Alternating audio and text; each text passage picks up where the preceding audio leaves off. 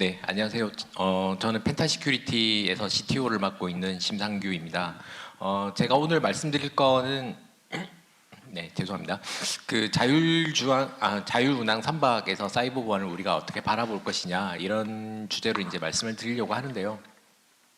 근데 이쪽 영역이 지금 이제 새롭게 부상되는 분야이다 보니 그러면 사이버 보안 문제를 어떻게 적용을 해야 될 것이냐 이런 것들을 생각하기에 좀 굉장히 진입점을 잡기가 어렵다라고 말씀을 할까요? 그래서 우리가 이 선박이라는 걸 선박에서의 사이버 보안을 어떻게 할 것이냐를 이해하기 전에 그러면 비슷한 분야로서 훨씬 더 사이버 보안에 대해서 이제 고려가 좀 더 많이 이루어져 있는 네, 자동차 쪽에 대해서 우리가 먼저 좀 살펴보고 그럼 거기에서 선박 보안을 우리가 이해할 수 있는 방향을 좀 더 이해할 수 있을 것 같습니다. 그 전에 이제 저희 회사가 이런 발표를 드리게 된 거에 대한 배경이랄까 저희 회사에 대해서 이제 좀 간략하게 소개를 드리면 저희 회사 같은 경우에는 그 97년부터 이제 정보 보안 쪽에 전문적으로 이제 기술 개발을 하고 있는 회사고요. 저희는 크게 이제 세 가지 영역을 하고 있습니다. 하나는 저희가 이제 기업이나 클라우드 환경에서 보안을 적용하는 것을 하고 있고요. 그다음에 IoT 영역에서 보안을 하고 있습니다. 그리고 블록체인 쪽도 이제 저희가 기술 개발을 많이 하고 있는데요. 오늘 말씀드릴 부분은 주로 이제 이 IoT 부분에서의 보안하고 많이 결부가 되어 있습니다. 이 중에서 이제 저희가 열심히 하고 있는 게 이제 자동차 쪽은 많이 해왔고요. 그리고 이제 이게 그리고 최근에는 저희가 열차나 선박 이런 쪽에 대해서도 이제 기술 개발을 관심을 가지고 많이 해오고 있습니다. 네, 그래서 저희 회사가 이제 그 자동차 보안 영역에 있어서는 97년부터 자동차 보안 쪽 보안 기술들을 열심히 개발을 해오고 있습니다.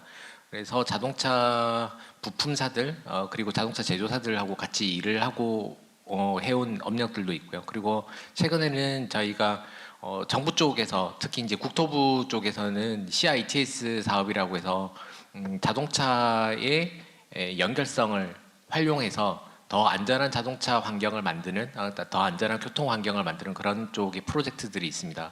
이게 결국은 자동차가 커넥티드 카가 되고 그리고 더 나아가서는 이제 자율주행 자동차 이렇게 변화를 하고 있는데요. 그런 영역에 필요한 기술들을 개발을 해오고 있고 그리고 이제 그런 기술들을 저희가 공급을 하고 있습니다. 그동안 자동차 관련 부분에서 해왔던 일들인데요. 여기 왼쪽에 녹색으로 이제 M이라고 레이블이 붙어 있는 게 저희가 제조사들, 그다음에 부품사들 이런 회사분들이랑 같이 했던 일들이고요. 파란색으로 이제 G라고 레이블링 되어 있는 게 저희가 이제 정부 쪽 과제들, 정부 사이드에서 이제 했던 프로젝트들입니다.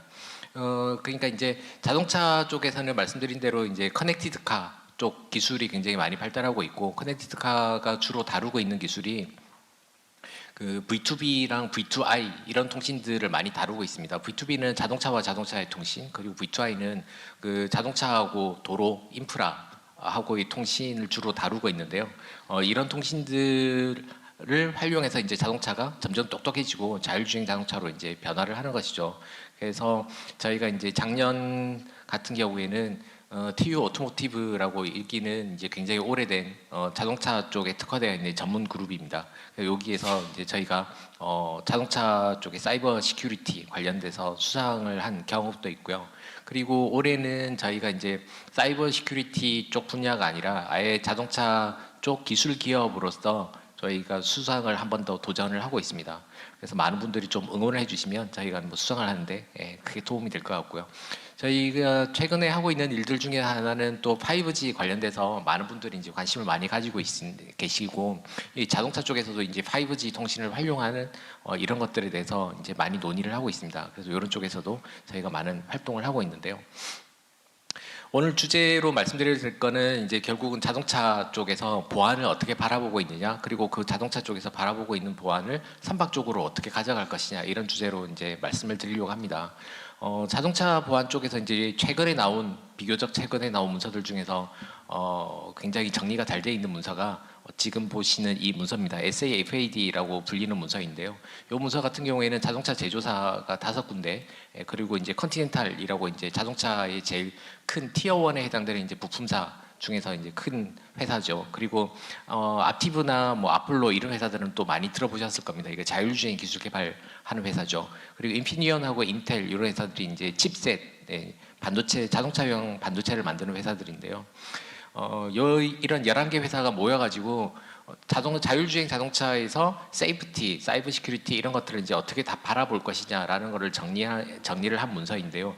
이 문서에서 12가지 가이드라인을 이야기를 하고 있습니다. 여기 12가지에서는 이게 이제 자동차가 자율주행이다 보니 뭐 자율주행의 제어권을 뭐 자동차가 가지고 있을 때 그게 이제 사람에게 넘어갈 때는 어떻게 할 거냐, 아니면 사람이 운전을 하다가 자율주행으로 넘어갈 때는 또 안전하게 어떻게 넘어갈 거냐, 이런 것들을 이제 다루고 있는데요.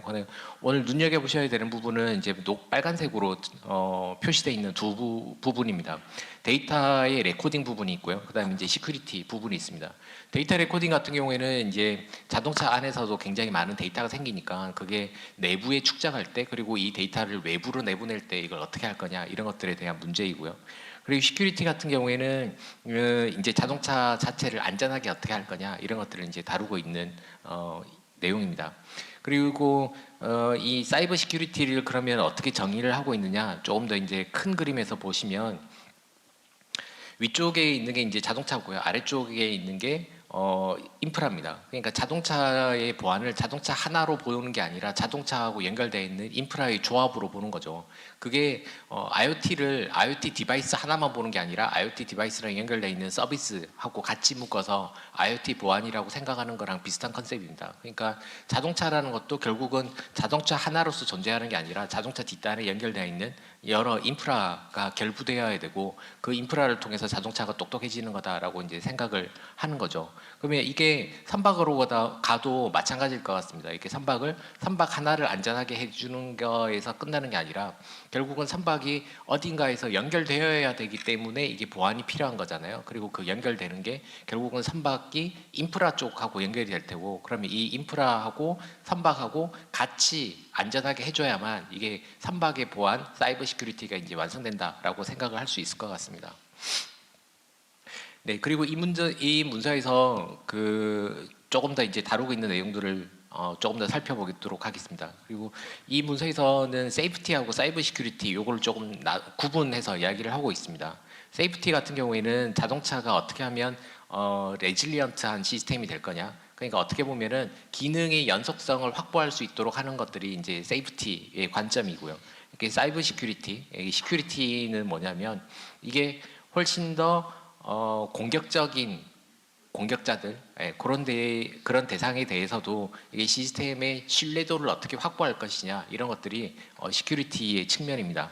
근데 사이버 시큐리티가 결국은 이제 세이프티에도 영향을 줄 수 있는 상황이 돼버렸기 때문에 자동차 쪽에서도 이런 사이버 시큐리티를 이제 굉장히 중요하게 생각하는 거죠. 선박 쪽에서도 마찬가지일 것 같습니다. 선박 쪽에서도 그 세이프티 내지는 펑셔널 세이프티가 정의가 될 거고, 그리고 이제 사이버 시큐리티가 있는데, 사이버 시큐리티가 우리가 만족이 되지 않으면 결국은 선박 운행 자체에 영향을 미칠 수 있는, 선박의 세이프티에 영향을 미칠 수 있는 이런 상황이 된다라는 것이죠. 그러면 우리가 이제 그 자동차에서 그러면 사이버 시큐리티를 어떻게 확보할 것이냐라는 측면이고, 그리고 이게 왜 중요하냐, 이런 측면이 있는데요. 이 문서에서는 자동차에서 보안이 왜 필요하냐라는 것을 어떻게 보냐면 연결성이 늘어났기 때문에라고 시작을 합니다. 그러니까 연결성이라는 게 늘어나면은 연결성이 늘어난다는 것은 자동차가 연결되는 주체가 하나만 있는 게 아니라 다양한 주체가 있다는 거죠. 자동차 같은 경우에는 옆에 있는 자동차하고도 통신할 수 있고, 도로하고 통신할 수도 있고, 운전자의 핸드폰하고도 통신할 수 있고, 그 다음에 심지어는 집에 있는 IoT 디바이스들하고도 연결될 수 있고, 클라우드하고 연결될 수도 있고, 이게 연결성이 굉장히 많이 늘어나고 있거든요. 그럼 이런 연결성이 늘어난다는 것 자체가 공격자 입장에서는 공격을 할 수 있는 표면, 그게 어택 서피스가 늘어난다는 거죠.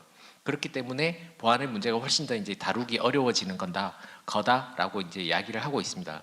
그러면 사이버 보안이 사이버 시큐리티가 해결해야 되는 문제는 뭘까라는 거는, 공격자가 차량에 대한 제어권을 탈취하지 못하도록 하는 거가 첫 번째입니다. 네. 그리고 두 번째는 뭐냐면 그 공격이 옆으로 확산되지 못하도록 하는 게 두 번째거든요. 그러면 선박 쪽에서도 마찬가지일 것 같습니다. 선박 하나를 안전하게 지키는 것 이거 굉장히 중요하죠. 선박 하나도 굉장히 중요한 자산이잖아요. 뭐 선박 한 대가 뭐 1, 20만 원 하는 것도 아니고 굉장히 천문학적인 가격을 하는 거니까 그 선박 하나를 안전하게 지키는 것도 중요하지만 그 선박 한 대의 보안이 만약에 혹시라도 뭔가 위협이 발생했다거나 문제가 생겼을 때 그 옆으로 확산되지 않도록 지키는 것 이런 것들이 굉장히 중요한 문제입니다. 그래서 이 문서에서는 보안을 어떻게 해야 되느냐라는 거를 이야기하는 측면에서 어떤 기술을 적용해야 되느냐라는 거를 이야기를 하진 않습니다. 대신에 보안을 이런 방향으로 적용해야 되지 않을까, 이렇게 바라봐야 되지 않을까 하는 측면으로 두 가지 어프로치를 이야기를 하고 있습니다. 하나는 Secure Development Life Cycle이라는 거고요. 하나는 그 다음에 나머지 하나는 Defense in Depth라는 컨셉인데요. 먼저 이렇게 Secure Development Life Cycle를 말씀드리겠습니다. 이게 뭐냐면 이제 뭐 자동차로 치면 자동차가 한 대가 만들어지면 그러면 거기에도 이제 소프트웨어가 많이 개발돼서 소프트웨어가 탑재되겠죠. 근데 자동차의 라이프 사이클이 굉장히 길잖아요. 자동차는 라이프 사이클을 한 15년 정도 바라보고 있거든요. 그러니까 선박은 그거보다는 이제 훨씬 더 길겠죠. 그러면 이렇게 라이프 사이클이 충분히 길 때 그러면 지금 2020년 기준으로 만약에 제조가 됐으면 그럼 2020년에 보안 기술이 적용이 되는 거잖아요. 근데 이 라이프 사이클이 계속 유지되는 동안에도 이 안전도, 사이버 시큐리티의 정도 수준이 이게 계속 유지가 돼야 되니까 그러면 이런 것들을 이렇게 소프트웨어를 유지 보수 관리를 하면서 새로 발생되는 공격 패턴들 아니면 새로 발견되는 취약점들 이런 것들이 꾸준하게 대응을 할 수 있도록 소프트웨어의 보안 수준을 유지를 해줘야 되는 것 이게 디벨로먼트 라이프 사이클에서 해줘야 되는 문제입니다. 그리고 또 다른 거는 뭐냐면 디펜스 인 뎁스인데요. 보안이라는 게 이제 어떤 기술이 어느 위치에 적용되느냐 그리고 달성해야 되는 보안 문제가 뭐냐에 따라서 보안 기술이 굉장히 많이 있습니다. 근데 이 보안 기술들이 서로 개별적으로 따로 놀게 되면 이게 뭔가 시너지를 낼 수 있음에도 불구하고 시너지를 낼 수 없는 상황이 되겠죠. 그리고 오히려 그게 더 큰 문제를 만들어낼 수도 있습니다. 이게 쉽게 생각하시면 만약에 축구 같은 경기를 한번 생각해 보세요. 수비수들이 수비를 하잖아요. 그러면 축구의 수비 선수들이 서로 진을 짜가지고 협력 수비를 해야 이게 공격을 효율적으로 막을 수 있겠죠. 근데 이 수비들이 혼자 따로 놀아요. 그러면 이게 새로운 문제점이 생길 수 있잖아요. 그래서 보안도 마찬가지입니다. 이게 각각의 보안 기술들이 서로 연동이 되고 연결이 되고 협력할 수 있는 이런 체계로 만드는 게 디펜스 인 뎁스의 컨셉입니다. 그러니까 이런 원칙들은 결국은 자동차든 선박이든 똑같이 유효하겠죠. 그러니까 소프트웨어를 개발하고 적용을 했을 때 그러면 그 라이프 사이클이 충분히 긴 그러니까 배로 치면 배가 나중에 폐선이 되기 직전까지 이 소프트웨어가 계속 사용이 되어야 되고 그리고 보안에 대해서 늘 문제 없이 운영이 되어야 되니까 그런 것들을 계속 라이프 사이클 측면에서 관리해야 되는 거 그리고 적용되어 있는 보안 솔루션들이 서로 시너지를 낼 수 있도록 디펜스 인 뎁스 컨셉에서 유지하는 것 이런 것들이 굉장히 중요하다고 생각합니다. 그리고 이제 자동차 쪽에서 보면 결국 우리가 자동차에서 이제 적용하는 기술 중에 중요한 측면이 이제 두 가지가 있다고 볼 수가 있을 것 같은데요.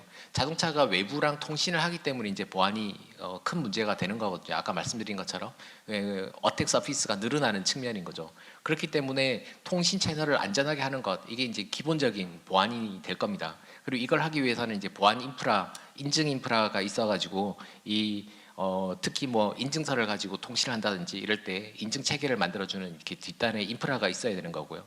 또 다른 거는 자동차에 탑재되는 이제 보안 기술 이런 것들을 우리가 안전하게 하도록 하기 위해서 SOC라는 컨셉이 필요합니다. 그러니까 보안을 한번 적용했다고 하더라도 라이프 사이클 동안 우리가 그 수준을 계속 유지를 해줘야 되잖아요. 그러니까 이 수준을 자동차 혼자서 스스로 할 수가 없거든요.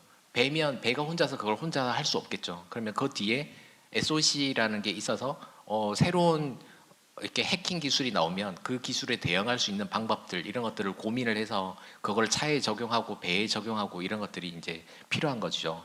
네.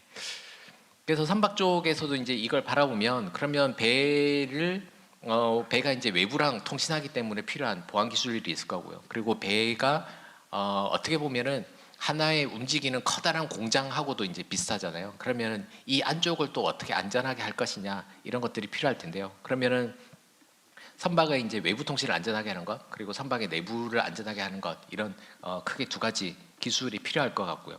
외부 통신 같은 경우에는 이렇게 뭐 기술적으로는 이걸 뭐 이렇게 뭐 여러 가지 암호학적인 기술들이 있습니다. 뭐 대칭키를 이용해서 안전한 통신을 할 수도 있고, 아니면 뭐 인증서를 이용해서 안전한 통신을 할 수 있고, 뭐 이런 것들도 많이 있긴 합니다만, 지금 자동차 같은 경우에는 이걸 이제 인증서 기반으로 이렇게 많은 통신 보안을 해결을 하고 있습니다. 그렇다 보니 선박 쪽도 이런 이제 인증서 기반으로 이렇게 통신을 안전하게 하는 이런 것들이 이제 필요할 거라고 생각을 하고요. 그러면 이런 인증서를 관리를 해주고 발급을 해주고 그 체계를 유지해주는 이제 인증기관으로서의 이제 인프라 이런 것들이 이제 필요하다고 생각을 합니다.